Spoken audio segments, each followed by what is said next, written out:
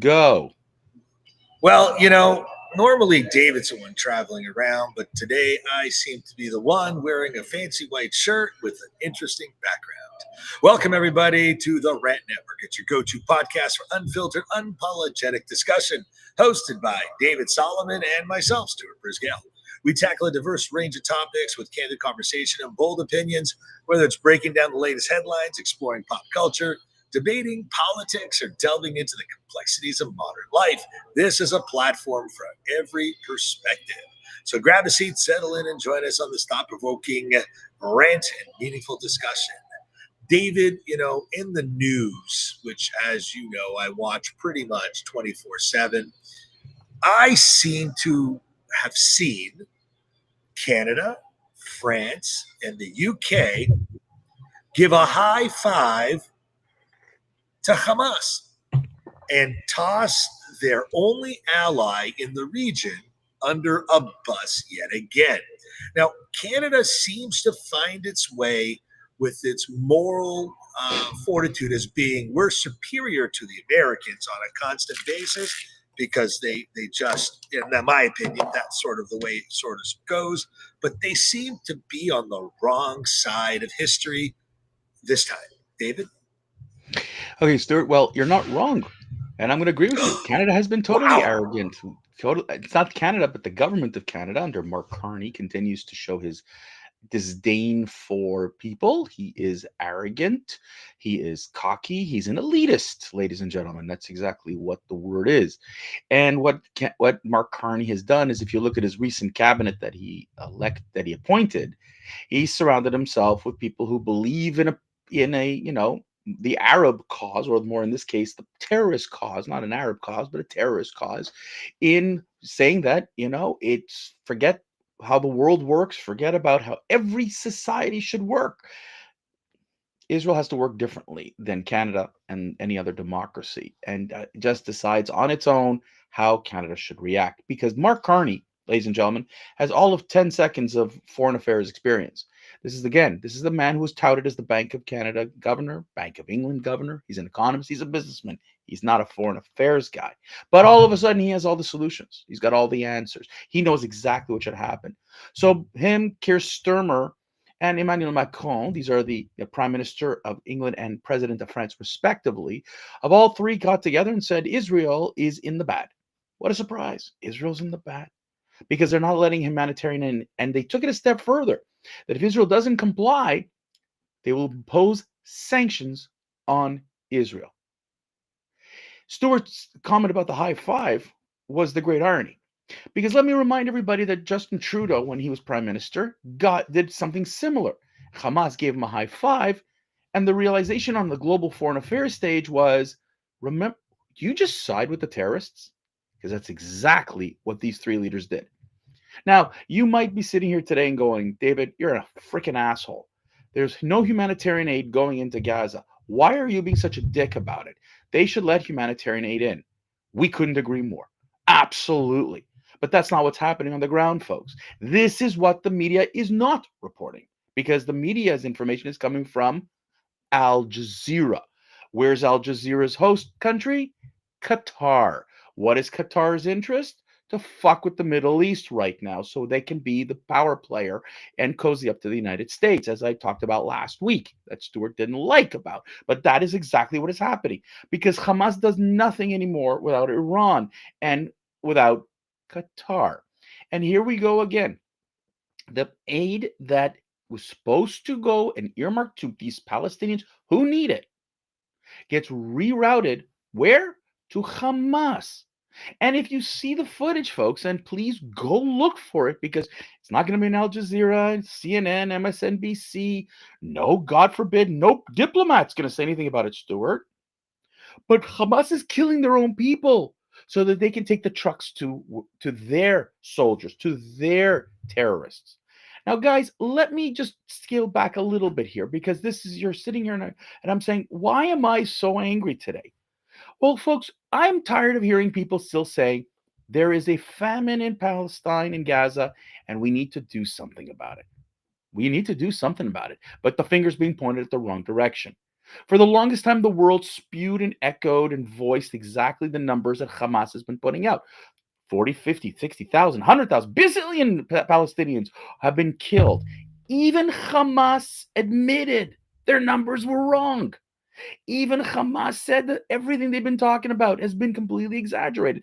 That it's not true that these were all children and women. It is not true for the numbers. But the world continues to push this number. All the while, Stuart, there is a real famine. There are real famines happening in Africa, including Sudan. And why would we point the finger to Israel and what's going on in Gaza with less than 2 million people, or about 2 million people, when in Sudan, millions are dying of starvation? There is not one march down the street to feed the people of Sudan. There are no calls for the United Nations to mobilize in this massive humanitarian aid. But it's because there's not a Jew involved here. And so as a result, let's go after the Jew. Listen, Canada right now, Mark Carney surrounded himself with Arab loving ministers who are been brought up, raised to hate Israel. From his, Anita Anand on down, if you look at the people in cabinet, these are the people, the most anti-Israel folks out there. And there's no doubt, Stuart, that right now the finger is being pointed in the wrong direction. What you said about Canada being on the wrong side of history, it's happening again. So the change that Canadians have aspired for, here's one proof once again that Mark Carney is more interested in votes. Mark Carney is more interested in becoming your prime minister than world peace. David, whatever happened to those hostages that have been The kept who? the The what? hostages? The what? Who? Yeah, What? yeah. Who cares about them? They were Jews. Ah, Who cares? but they're not only, by the way. But let's now discuss this question. The hostages haven't been kept within the Geneva Convention. Hamas has taken billions of dollars instead of feeding and uplifting the people that it's supposed to represent by building terror tunnels, building architecture underground that the world has never seen. In fact, you live in Montreal, Quebec. You had one of the most illustrious metro or subways in the world at one point. And believe it or not, I think their tunnels far out complex the Montreal metro system. How about, Stuart, they outdo the London metro system. Well, Sorry. again, Forget about Canada. great, but London. well, you're right, 100% right. You live in Canada, and I live in Yeah. sunny Florida. We don't have a metro system or a subway system, but I don't hear about where's the Red Cross checking on the health and safety of these hostages. Now, these aren't people that were soldiers that were captured. These are not people that held arms in a conflict. But yet, Mark Carney, which, by the way, David, you do need to be careful because in Canada, if you speak out against the government, you are subject to their discretion. And I'm here in the United States, so I'm going to say this point blunt. Mark Carney, you're a globalist. You are the reason why countries collapse. You're the definition of someone who thinks they are a billionaire elitist when frankly, you're just a billionaire moron. And leading a country down a rabbit hole where even the biggest countries in the region, Saudi Arabia, Dubai, and UAE, they would rather do deals with Israel than with you, Canada. And so at the end of the day, once again, Mark Carney, you've chosen the wrong side. Your 3 passports won't protect you from public opinion this time because here in the United States, we are able to truly discuss your gross inadequacies in intellect, in foreign policy, and how about just your globalist doomed views because frankly, that's what's happening all over the world. Well, Stuart, it's what's insane though, Stuart, is and you talked about the hostages, and I thank you for bringing those up because again, it's all about it's a selective mutism by Canada in this case that claim to be the peacekeeper, that claim to be you know under so many decades ago we started with the peacekeepers in Sinai. Well, and they're saying let the UN do their job, let UNRWA do their job. UNRWA's the reason we're here. UNRWA's the reason we're here. Let's get real. UNRWA is like every time UNRWA's involved, guess what you find? A Hamas terrorist in that organization. Schools, hospitals, food distribution. It doesn't make a difference. UNRWA is the one is a corrupt organization. So when Israel says, you know what, the US and Israel are going to create their own distribution system, guess what UNRWA says? No, you can't. Guess what Canada says? No, you can't. You must trust UNRWA. So I'm asking myself, what exactly is your real purpose here, your real goal? UNRWA was proven to be a terrorist organization that the world funded billions of dollars to them, and yet UNRWA is going to still be trusted. Hold on a second, David. Was the famine in Gaza pre-existing this conflict? Stuart, the problems in Gaza, people are mixing stuff up. Because if Correct. you go through Gaza, you will see the lap of luxury, you will see restaurants open, you will see people eating and drinking, and then there are the select few that Hamas ensures that the world sees. Because remember, this is controlled by Hamas. You can't take a piss without Hamas letting you go. And so if you think that these people have free will, just like in the US, just like in Canada, they do not. Everything is controlled by Hamas. This is Hollywood at its best. And yet the world wants to say that's not what we're seeing. Of course not. Just like you don't see behind the scenes in a movie. All you see is what's in front of the camera. You don't look what's behind the camera.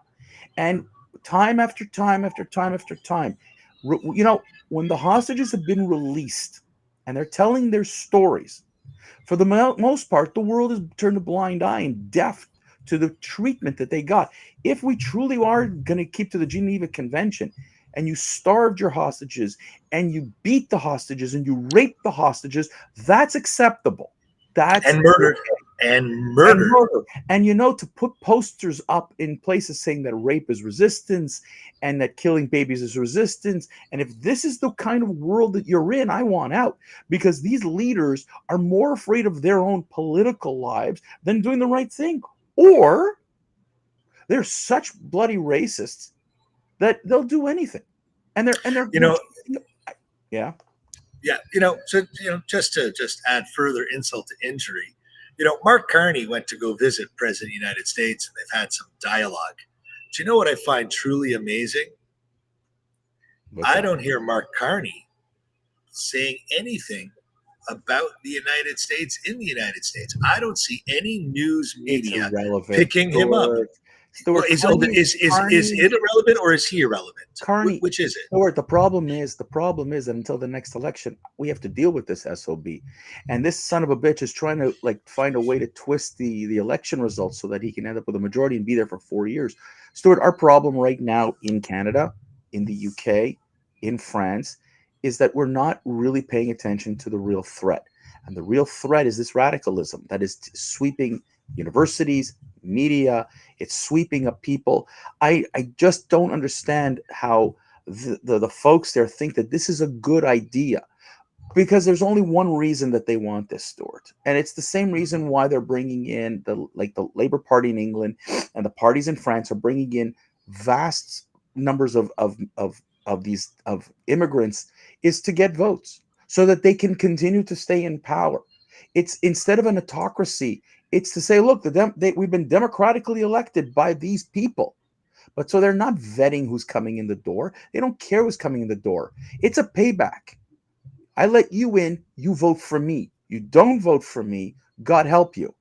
And this is what's going on right now. You have that in the US. That was the whole Biden policy of open door policy, of open immigration. You see this in Canada, England, and France, and no one says boo about it.